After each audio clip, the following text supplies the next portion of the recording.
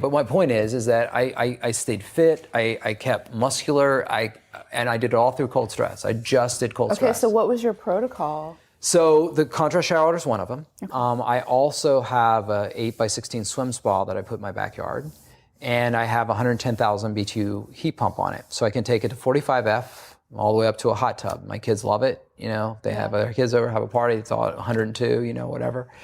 And so a regular cold exposure in there, and I would just lounge. I mean, you know, for example, shoulders under. Right, up to the face. In fact, I did a thing with Stephen Leckhard from Wired. When he came, we did all kinds. I've got great data from him, but we did feet, I think knees, waist, shoulder, and head, where he was always submerged. So I was doing metabolic rate the whole time.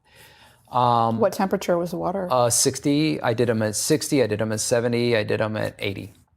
So and those were essentially the same between all three temperatures? No, there was some differences. Okay. And then also I did, and a lot of this is on a blog. I think it's called, what did I call it? It's if they just go to the metabolism tag, I came up with some stupid name for it, but it's something metabolism, mastering metabolism or something. Anyway, I do it in the third part. I talk about Stephen's results, and down in the comments section, I posted even more data because people became interested. I don't want to put much of it up there just because it gets boring. But the swimming, getting back to swimming.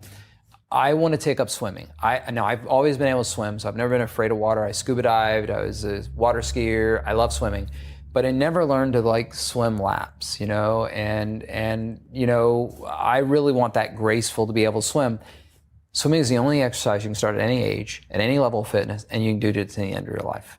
So I want to introduce, and what's interesting about resistive swimming, which means if you're swimming on a tether, and you're swimming in a swim spa or a tether in a pool where you just have a mount, so you have like a fiberglass rod and a rope that goes through a band. When you're swimming, it's really you know, glide left, glide right. You know, you're basically cutting through the water. It's not really a power move. You know, it's really about the hydrodynamics of the water streaming over you. You know, but when you're swimming on a tether and you're not moving, it's like slogging through water. So it's actually physically more difficult to swim on a tether.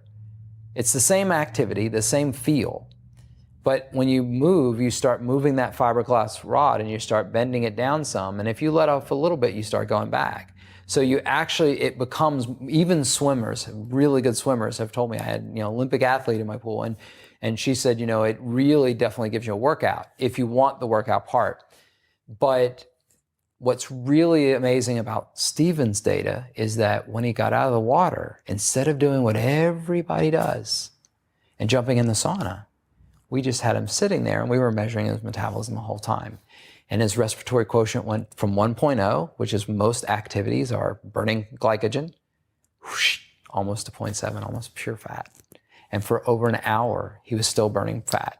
And that's after what temperature being? And that was 70. So for swimming, the optimal temperature of comfort and impact is about 75 F with all the stuff I've looked at. Not studies, but stuff I've looked at in my pool.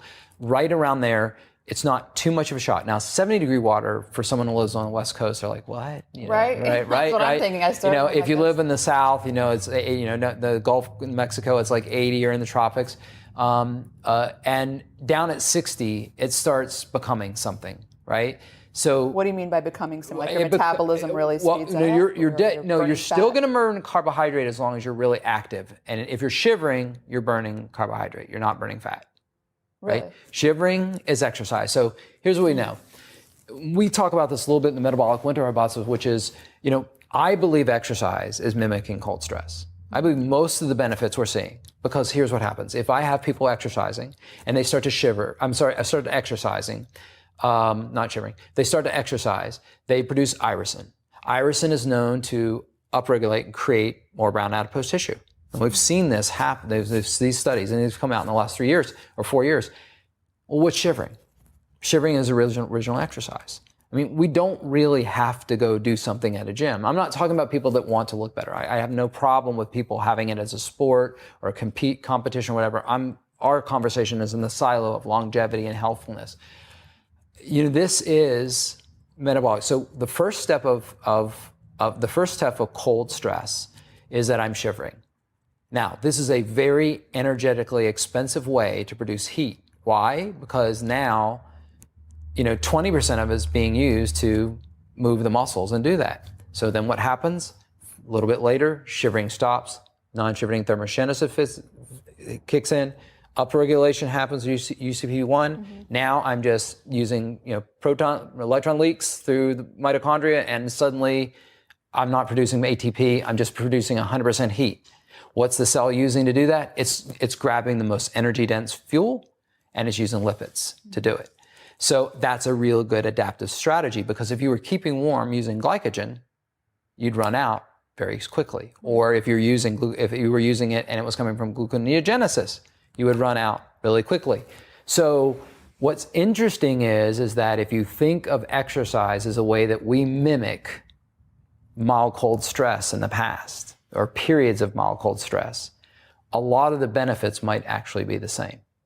Yeah, I think there are definitely a lot of overlapping benefits, like the brown adipose tissue, PGC1 alpha, the increasing mitochondrial biogenesis, all these fat oxidation. They all overlap. Yeah, but there are absolutely important benefits from exercise, like I was reading today about on the brain, how it's like doing aerobic exercise in midlife for a mouse, like prevented the blood-brain barrier from breaking down, decrease the amount of activated microglia.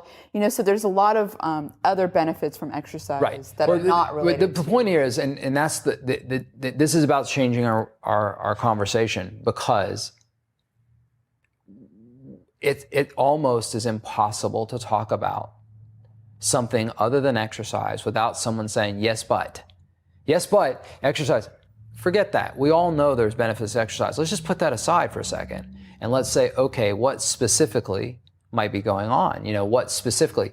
The same people probably didn't study the same people that were mild cold stress. And maybe some of those same benefits can happen with that. So all I'm saying is that it's possible.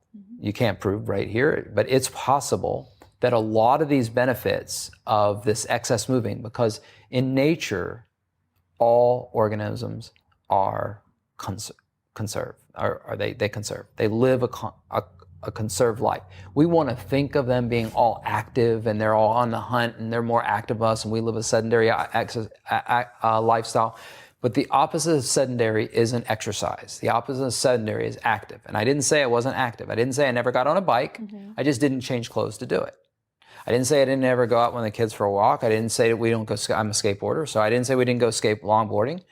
I just said I didn't change. I didn't count it. I didn't write it down. I didn't do it. You're not going to a gym. You're not like, what I'm trying to say disruptively is, wait, let's stop talking about exercise for a minute, because this all got started around 1911. Between 1900 and 1911. McFadden was the first one. I'll show you the books where all this got together. And the link of diet and exercise happened primarily through the calorie. Now, we've since learned there's a lot of benefit, but the vast majority of people think it's energy. I'm outputting energy and I'm inputting energy, and I'm trying to maintain that balance. And that's really not the way I'm thinking of exercise. I'm thinking of exercise the way we think of food differently. See, we're on the same side of that. And I'm saying that there are things that exercise does that might likely mimic cold stress, because exactly the same thing happens. It doesn't make sense for the body to create irisin that creates a tissue that burns fuel and just creates waste heat, unless it was more energetically do it.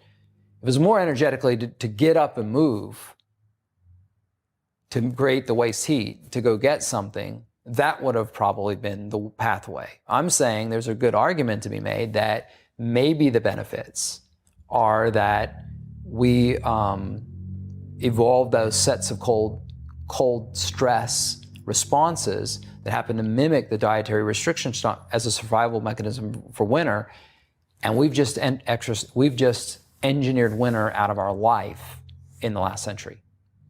we do have temperature controlled environments. Right, right. You know, and I think that both temperature extremes are important. And it may, you know, if you're living somewhere like in the South, it's hot as hell in the summer and the winter is cold, you know, maybe that's the way it's supposed to be. Maybe your body's supposed to be shocked by the heat and shocked by the cold. Right. But instead, we come into these heat and air-conditioned houses and you know. And what you said when we were talking to the party, you know, when we were sort of making our little mind melt implosion in the center of the room, right? You know, I think we sort of forgot everybody was there. But the heat shock proteins, they're very similar to the cold shock. So the point I'm saying is, if we could just entertain the thought, you know, Aristotle said it's a mark of the educated mind to entertain the thought without embracing it. And I'm saying, let's put exercise aside for a second, just like I'm saying, as soon as I start talking about calorie restriction, intermittent fasting, immediately the dietitians go, yeah, but you got to have balance. You can't be deficient. It's like, okay, we understand that that's there. We don't want to talk about deficient. We're not talking about deficiency, but they don't even know a concept. They don't even know an idea behind how a person would possibly even live. They think you die in days without nutrition. They do, and you know it's funny, right? And yet I'm having this is a pretty challenging conversation. It's today 23. Go ahead. On your 21-day fast, what happened to your bowel movements? They stop. I still have my one. When, how long? The last one I had was Monday at a 7-Eleven on October the 12th. And today's November 3rd. Yeah, I haven't. Yeah, that's you just don't have. That's pretty wild. Yeah. Yeah, it's crazy. You don't have bowel movements. Can you please do a ubiome? I want to see. Oh, you didn't do it damn before. It! I know. I wanted Ray, to. What's wrong I know. with you? I just had so much to get. I just had so much other. I mean, that would have been all so the blood work I did was so expensive, and I've used really donation on my blog. There's plenty of opportunities to do this again. You're absolutely, I should have done it. I should have done it. And the last time the nitrogen, I forgot to do nitrogen. You didn't do nitrogen? I didn't do nitrogen the last time I had DEXA, so this time I did nitrogen. So I have that. But anyway, getting back to cold stress. Yes. And the point I'm making is that this is what I mean about change in dialogue. And what I'm trying to do in my book, Our Broken Plate, is talk about how we can separate things. I got a chapter on exercises. Look, okay, I'm starting this off. Exercise has a lot of benefits. Okay, did we get that over with? Okay, I don't want to talk about that anymore. I want to talk about where exercise overlaps with these really cool, really, pun intended, I guess, cool things in our biology that are connected with longevity. Mm-hmm. And it's like extreme. Okay, I know we can live in extreme environments and we can deal with all extreme stuff, but quite frankly, I don't have this testosterone rush. I don't have to beat my chest and say, I'm the He-Man with the abs. I just really care want to live long. They can have the abs, whatever they want. So the point I'm making is what I want to do is look at this cold stress and say, okay, look, here are all the things that we know are upregulated. Here are all the things that happen. Yes, they have an overlap with exercise. And then over here, we got nutrition. And there are things that we need to be nourished with and things we don't want to be deficient in. But here's where we have dietary restriction. And I think that something can be put together. And then you add the third part of the trichotomy, which is sleep. Right. It's clearly sleep is beneficial for both of those. So, if we look at this little trichotomy as sleep, cold stress, and dietary restriction, to me, that's the axis we start with. And then the exercise, again, just like we talked about with starches and starches and sugars earlier with the studies, all the exercise stuff a lot of it is done on people that are living in a normal world. So if it makes you better in a normally overfed, overnourished kind of world, that doesn't mean people that have actually are approaching diets like you and I care about our diets and we're approaching something, at least the best we can figure out, approaching something that's optimal, if it's necessarily going to have the same benefits as us. It might drive over nutrition. Because there is a feedback loop. There is a point. There is a tipping point. I'm just in my head thinking there may be a temporal effect too, because I just now am recalling a study. So this animal study I just told you that was just published in Fast Journal, I believe. Maybe it was PLOS. It's one of the, I'm sorry, I don't remember which journal, but it was published today, where they showed that in midlife, aerobic exercise had all these positive effects on the brain, delayed, markers of Alzheimer's and all this stuff. There's another study that was published about last year in Nature, that showed that cold stress, it was mild cold stress. Actually, it was more than mild because it was more like like standing in a refrigerator for 30 minutes. So right, every 2 hours. Yeah, but it showed that that mild cold stress protected against Alzheimer's disease in animal models that were genetically engineered to get Alzheimer's, human Alzheimer's. Right. It showed that it protected against it, but only if the cold stress was done in early life. So if the cold stress was done in midlife and not in early life, it had no protective effect. So it was kind of weird, and I'm not exactly sure why. But I do want to ask you on the cold stress. I would be interested in seeing studies to see if there's synergistic effects on the brain. I'm also very interested in the brain and the effects of exercise. Most of the work that I did on cold stress, because where I was in that point in my life was I was really I didn't understand calories, and so I was really trying to understand how can we maximize calorie burn. I really believed the goal at that time was to create more metabolic output, and I hadn't quite found that I can control weight and everything perfectly with the dietary input is actually pretty trivial. So now that my goal has flipped, so a lot of the things that I know about this are ancillary to what I was looking at the time, but I've aggregated a lot of studies on that. Yeah. So just it would be a great data dump when we go back. I've got a lot of them. Unfortunately, I have to have paper when I'm reading a paper. I can't do it online. I can't do it electronically. Maybe with the new iPad. Some people are physical, like you remember things by physical. It was just because I did it that way for so long. I always had notebooks. I always wrote whatever. Maybe with the new iPad Pro, whatever is big enough and I can write on the paper. Maybe that'll give me enough tactile input that I can do it. So the downside is I've got all these PDFs that are lost in Mendeley. The upside is that there I have a lot of them organized because of our paper. I have a lot of them in one place, and we can just do data bump. But I wasn't looking at what you were looking at. That's the point. But I want to ask you about the like a protocol. Let's say someone that wants to try to increase some of their brown adipose tissue. They want to ramp up their fat oxidation using mild cold stress. Is there some sort of general protocol where you say, spend, in addition to your contrast therapy that you mentioned, you spend 20 minutes in 60-degree water or something like that? Is there something that you think would work? It's on my website. I actually have the data right there. You can see it. I mean, it doesn't burn a significant amount of fat. That's the downside. Okay. So you're not going to really. The weight loss is minimal. It does in addition to dietary restriction, but you have to have some kind of deficit to start with. But it definitely shifts your RQ. And what I have seen is that generally speaking, after a few weeks of cold stress and doing restrictive diet, where you're just running at a chronic deficit, you're going to see your RQ shift more towards 0.7, more it lowers, it goes more towards fat burning. You can get yourself easily into a mode where about 75% of your day is burning fat or metabolizing fat if you keep your activity low. As soon as you start doing things that raise your activity, your respiratory quotient starts going back up, and then you're on the glycogen treadmill, which is why all these people want to get into ketogenic, because they want to change the system. But I'm talking about something that also benefits the microbiome, et cetera. And if I do that lifestyle, then the microbiome, it's like pushing a bubble on a bumper sticker. They're just pushing the problem around, but nobody's worried about the microbiome, and that ends up being, I think, like we said earlier, that's actually the most important place. That's where we need to start. Gut health. Feeding it and making sure we get that. But shifting it over to fat, you absolutely can with cold stress. Most people just don't have access to cold water. What about sitting in a cold bathtub? Like if you just put cold water? Yeah, I think that, again, what I do when I'm skiing, for example, is because since I was skiing every year, but I wasn't doing any activity or any training before it.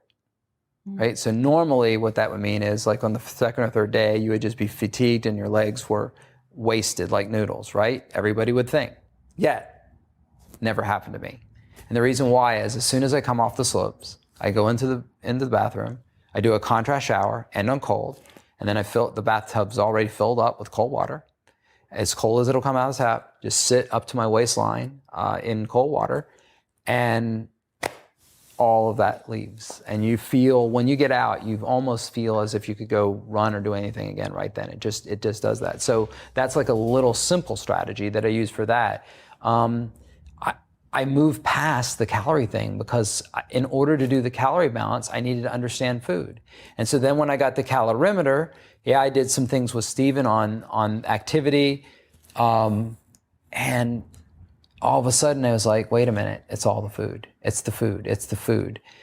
Because no matter what I was doing, the numbers that I measured, when you're really measuring your calories and you're really seeing exactly how much fat and carbohydrate you did in this session, and it's like you can't hide from it. And it's like over and over, I'm like, wait a minute, it's the food. So that got me off on the last 4-year rabbit chase to figure out how did our relationship with food break. So, to not answer your question, but to address it at least, to say is that I don't think I have it at that granularity. And I think to me, where I am now, my interest is really in how much cold stress do we need to activate these things. That's where I wanted to go next with it. Next with, just like we were talking about earlier, with crowdfunding and potentially doing stuff with dietary intervention that we can measure these biomarkers, okay, then with and without cold stress, I live chronically in cold stress in the winter, so I let my temperature fluctuate with the outside. My heat is set maybe at 50. So it goes up sometimes because the day is warm and you get whatever. Wow. Then at night it gets cold. Yeah, and I don't sleep with blankets. So at all? No. You have a sheet? No, sometimes not. At 50 degrees? Yeah, so I can sleep. Now, right now I can't, but because of the fasting. Yeah. But I conditioned myself. This is one of the things I did before all the stuff that came out in 4 Hour Body. I started with blankets, and I'm like, we had blankets, or we blanketed. Because we never used to heat bedrooms. That's what blankets were for. The rest of the house was cold. And now we blanket and we heat the bedroom. So I started with the blanket and I folded it down, and then, you'd have it back in the morning, right? And then you fold down, one night you wake up and I didn't use the blanket tonight. It was halfway. And I found that if it's just on my feet, just actually the weight on my feet, and it turns out I have enough. And a lot of my friends are astronauts. One of my friends, Scott Parazinski, and they talk about sleeping. A lot of astronauts can sleep free tethered and float. And a lot of astronauts need to tether to something because they need that feeling, because they just don't like the mummy free float thing. So I'm a little like that, and my feet need some kind of weight on them, and that's what I need. So then I start with a sheet the same way. Put it halfway down, sleep without it, and then you get it back up. And where you end up with is really an interesting place. So for me, the comfort you get from a blanket, that this is like sugar feels good and food gets good and that sort of thing. The comfort you get from a blanket is sort of this warmness, this womb-like feeling. That feeling for me is between me and the bed. And when this side gets cold, I turn over, and that's the warm spot. But you acclimated yourself to. But I acclimated. Now, have you ever taken a nap on the sofa? Yes. Did you need to use a blanket? No. You can just sleep on the sofa. I don't remember. Well, you know my point. People fall asleep on the couch all the time. You don't need to do all that. It's just conditioning. And so you don't just put all your blankets off and say, I'm going to sleep without covers. That's crazy. That's just you're not going to do it. You got to do it slowly. And there's a really simple test to see if your room is too warm or you're over blanketing. And that is if you stick your feet out from the covers at night or in the morning, or you have to stick your hands out. If you do those two things, that's a sign that you're sleeping with too much covers, because that's a way to trick your brain into thinking you're cooler than you really are. Because we actually have to go to cool. So on to melatonin, which is a natural place. Everybody knows about melatonin reset and that sort of thing, and we can talk a little bit about the sirtuin and that paper I sent you with the activation, which I think is good for the longevity stuff. But one of the roles of melatonin is to have you drop core body temperature through your extremities. You actually told me that. You're the first person that told me that when we met a couple of months ago, and I was completely fascinated. And I looked up the studies and I found administering melatonin to people does make their core body temperature drop. So what's neat is this is part of that. Got to drop the brain temperature. And what we do is we have this warm room. We get in our warm pajamas. We get in our flannels. We put this blanket on. Everything is antithetical to what our body's trying to do. Now, enter the contrast shower. You start out with the contrast shower. say 30 minutes or an hour or so before you're going to go to bed, right? Out of the shower, lights go off. Now I'm into all these people walking around, blue block, whatever. Fuck, I don't do that. Just come out of there, lights go off. I have a little red light that's my bed light is red, and I switch to paper. The screens go off, and now I'm in my old books. I love to read my old books, right? Okay, 30 minutes I stay in the dark. I do about 30 milligrams of melatonin a night. That's a lot of melatonin. Yeah, it is. It's a lot of melatonin. Yeah, it is. I do about 30 milligrams a night. And there's a lot of really great stuff that was done in the 90s on melatonin, the antioxidant side, and obviously this longevity stuff. Yeah. And I don't fear it. I don't think that it's a bad thing. I'm doing it exactly when my body would be producing it. Let me ask you again. So the contrast shower was 10 seconds warm, 20 seconds cold. And on cold. How many times? And on cold for 2 minutes. 10 times. 10 times and on cold 2 minutes. Right? Yeah, I want you to get used to it because that's the conditioning part, right? Because I want to see if it does my circadian rhythm. And then dry off, get in bed, and then at that point I don't do the dark. I do dark or I do red lights. No blue light. Right, so I do that. I don't do screens, and then I wait 30 minutes, and then I do